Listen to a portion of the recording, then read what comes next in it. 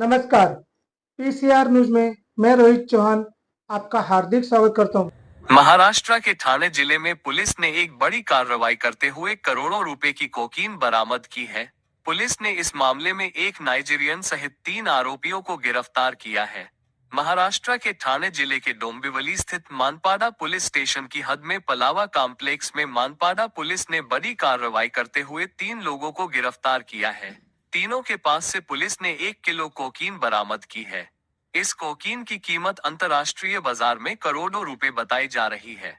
Thane police आयुक्त परिमंडल 3 के police उपायुक्त अतुल झेंडे साहब ने इस बारे में मीडिया को विस्तृत जानकारी दी।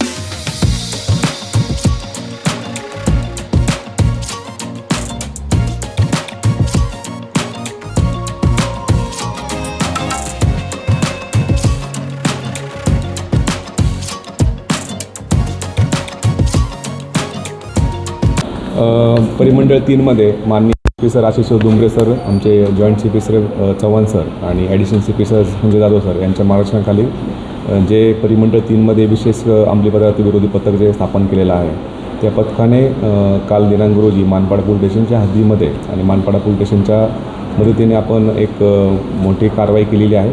त्याच्यामध्ये आपण पलावा एरियामधून एक नायजेरियन व्यक्ती आणि त्याबरोबर 2 अंबरनाथ इथे राहणारे व्यक्ती यांना आपण 1 किलोपेक्षाही जास्त MD आणि कोकेनसह त्यामध्ये ताब्यात घेतलेला आहे। त्यामध्ये आपण आतापर्यंत एक नायजेरियन व्यक्ती त्याचं वय 36 आहे, त्या ताब्यात घेतलेला आहे।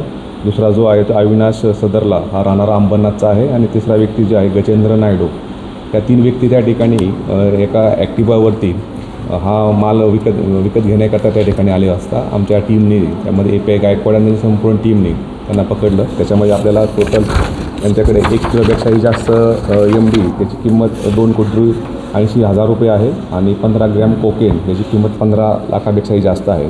असा एकूण 2,16,62,000 इतका मुद्देमाल त्या 3 आरोपीच्याकडून आपण जप्त केलेला आहे। त्या 3 आरोपींना आता आपण अटक केलेली आहे आणि सध्या त्या 3 आरोपींना 17 तारखेपर्यंत पोलीस रिमांड त्यामध्ये दिलेली आहे। याच्यामध्ये मागील पूर्ण वर्षभरामध्ये जी अंमली पदार्थ हो ठीक आहे। असं हे 3 आरोपी आहेत, हे नेमके आहेत कुठे?